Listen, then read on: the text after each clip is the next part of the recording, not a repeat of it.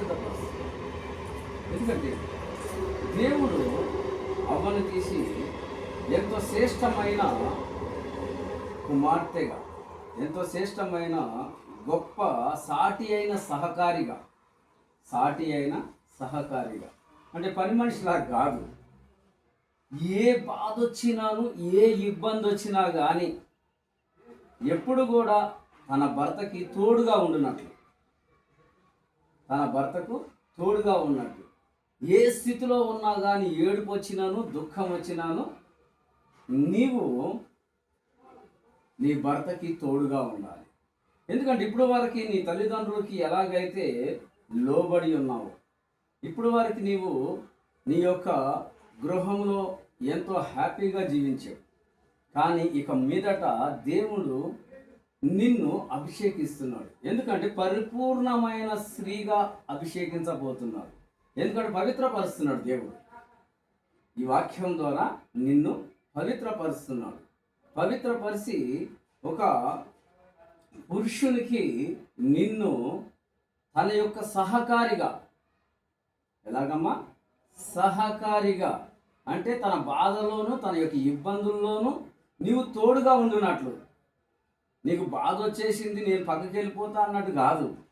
ఆ బాధలో కూడా తనతో పాటు నడవటానికి నిన్ను సిద్ధపరిచాడు దేవుడు. ఎందుకంటే అవ్వమ్మని దేవుడు అన్ని రకాలుగా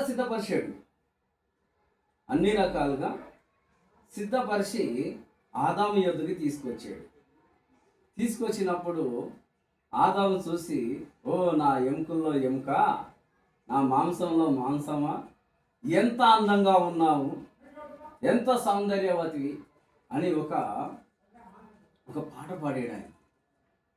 పాట పాడి ఆమెని హత్తుకున్నాడు. ఎందుకంటే నువ్వు కూడా అంత సౌందర్యంగా ఉండాలి. అంటే సౌందర్యం అంటే బాహ్య సౌందర్యమే కాదు, అంతరంగ సౌందర్యము. బాహ్య సౌందర్యం అందరికీ ఉంటుంది, కానీ అంతరంగ సౌందర్యం అనేది నీవు దేవుని చేత అభిషేకించబడుతున్నావు కనుక నీకే ఉంటుంది. ఎందుకంటే దేవుని యొక్క మహిమ నీ మీద కుమ్మరించబడుతుంది, దేవుని యొక్క పరిశుద్ధత నీ మీద కుమ్మరించబడుతుంది. దేవుని యందు నీవు నమ్మకమైన దానిగా నీ ఇంటి పట్లను ఆ యొక్క చేసుకోయే నీ భర్త పట్లను నమ్మకం కలిగి నడవాలి, నమ్మకమైన ఉద్దేశం కలిగి నడవాలి. ఏదో లోకపరంగా ఎవరినో నేను ఒకరిని పెళ్లి చేసుకున్నా కదా అని అట్లా కాదు. ఎందుకంటే నీవు నడుసు కాలమంతా కూడా దేవుని మహింపరిచినట్లు, నీ తల్లిదండ్రులు మహింపరిచినట్టు కాదు. దేవుడు నన్ను చూస్తున్నాడు, దేవుడు నన్ను అభిషేకిస్తున్నాడు, దేవుడితో నేను నడవబోతున్నాను అనేసి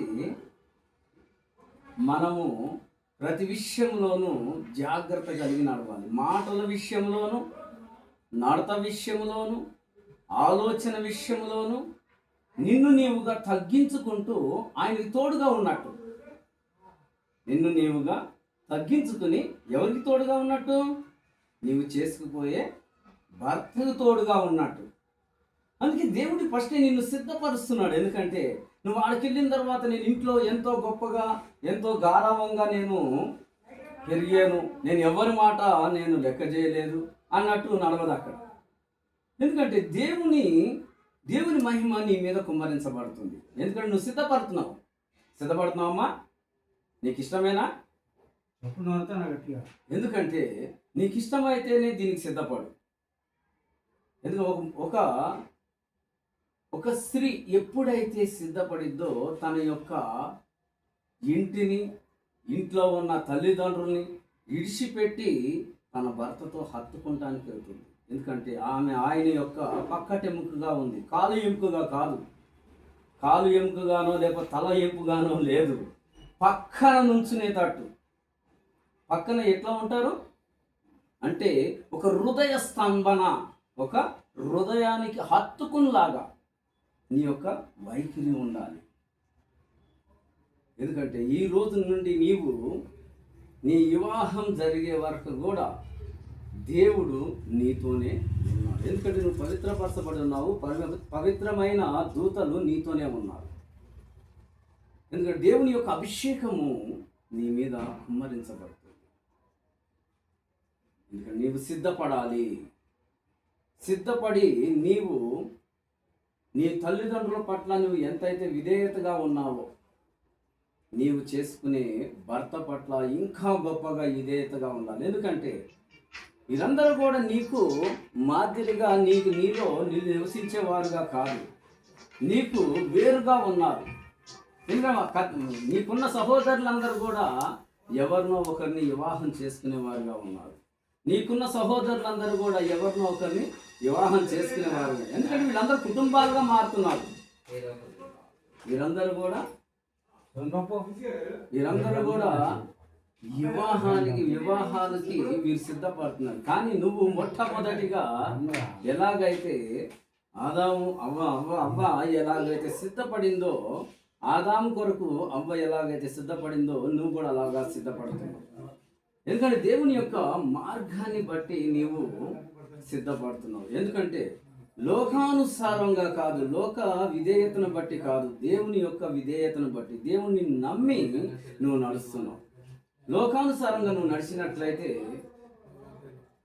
4 రోజులు ఉండి 4 రోజులు ఇటు వచ్చేటట్టు ఉంటుంది. కానీ దేవుని ఆజ్ఞ ప్రకారంగా గనక నీవు సిద్ధపడినట్లయితే నీ జీవిత కాలం అంతయు ప్రతి రోగంలోను, ప్రతి ఒక్క బలహీనతలోను, ప్రతి ఒక్క సంతోషములోను, ప్రతి ఒక్క వేదనలోను, ప్రతి ఒక్క బాధలోను నీవు అతనికి తోడుగా ఉండటానికి. ఎందుకంటే బాధ వచ్చినప్పుడు ఆయనకి తోడుగా ఉండి ఆయనతో పాటు నడవటానికి. అర్థమవుతుందమ్మా? ఎందుకంటే నా బాధ నాదే, నీ బాధ నీదే అది కాదు. ఆయనకు బాధ వచ్చినా నీకు బాధ వచ్చినా ఇద్దరు కూడా ఏక శరీరంగా మీరు వెళ్ళబోతున్నారు, ఏక శరీరంగా మీరు ఎంచబోతున్నారు. ఎందుకంటే దేవుని చేత నీవు నిర్ణయించబడ్డావు. దేవుని చేత నిర్ణయించబడి నీవు సత్యస్వరూపి అయిన ప్రభువుతో నీవు ఆ యొక్క గృహంలోనికి అడుగు పెట్టబోతున్నావు. ఇంకా 3-4 రోజుల్లో అడుగు పెట్టబోతున్నావు. నువ్వు అప్పుడు వరకు నువ్వు సిద్ధమైపోవాలన్నట్టు, నీ మనస్ఫూర్తిగా సిద్ధమైపోవాలి. అవును, నేను ఇప్పుడు వరకు నా తల్లిదండ్రుల సంరక్షణలో ఉన్నాను, ఈరోజు మొదలుకొని నా భర్త సంరక్షణలోను, నా భర్తకి నేను ఎలా ఉండాలి? తోడుగా ఉండాలి. నా భర్తకు నేను తోడుగా ఉండాలని నీవు నిర్ణయించుకోవాలి. ఎందుకంటే ఈ సత్యాన్ని నువ్వు తెలుసుకుంటేనే నీ యొక్క జీవితం ఎంతో సంతోషంగా ఉంటుంది. ఆయన వెనక మెల్లగా నడుచొస్తున్నావు, నేను ముందు ఫాస్ట్ పరిగెత్తానని కాదు. నీవు ఆయనతో పాటు అడుగులో అడుగేసుకుంటూ జీవితంలో ప్రతి బాధని నువ్వు తెలుసుకుంటూ, జీవితంలో అనేక ఒడిదుడుకులు వస్తూ ఉంటాయి. ఆ ఒడిదుడుకులన్నీ కూడా నీవు సిద్ధంగా ఉన్నావని అర్థం. ఎందుకంటే దేవుని యొక్క ఆత్మ నీ మీదకి కుమ్మరించబడుతుంది. మనము దేవుని చేత అభిషేకించబోతున్నాం. ఎందుకంటే దేవుని ఆత్మ నీ చుట్టూ కూడా అగ్ని కంచి వేయబోతున్నాను. ఎందుకంటే నువ్వు సిద్ధమే తల్లి? సిద్ధమేనా? ఎందుకంటే లేకపోతే మీ అమ్మగారు మీ నాన్నగారు ఏమన్నా ఫోర్స్తో నువ్వు వివాహానికి ఇప్పుడే సిద్ధపడుతున్నావా? వారిదేం లేదు కదా. అయితే నీవు వివాహానికి సిద్ధంగా ఉన్నావు, అంతేనా? అయితే పవిత్రమైన ఈ యొక్క తైలంతో నిన్ను అభిషేకిస్తుంది.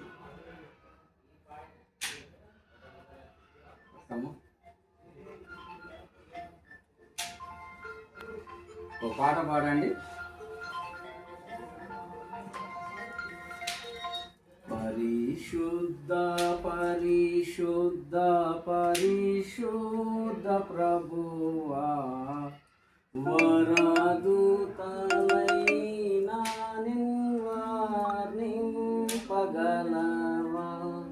వరదూతలైనా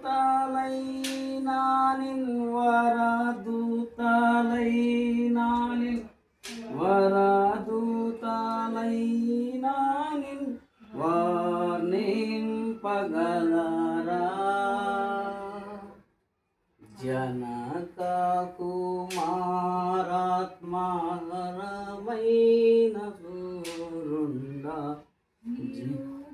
మామల బుద్ధి క్రీస్తవావా నిరూపమా పల బుద్ధి నిరూపమా పల బుద్ధి నిరూపమా పల బుద్ధి చెడుమా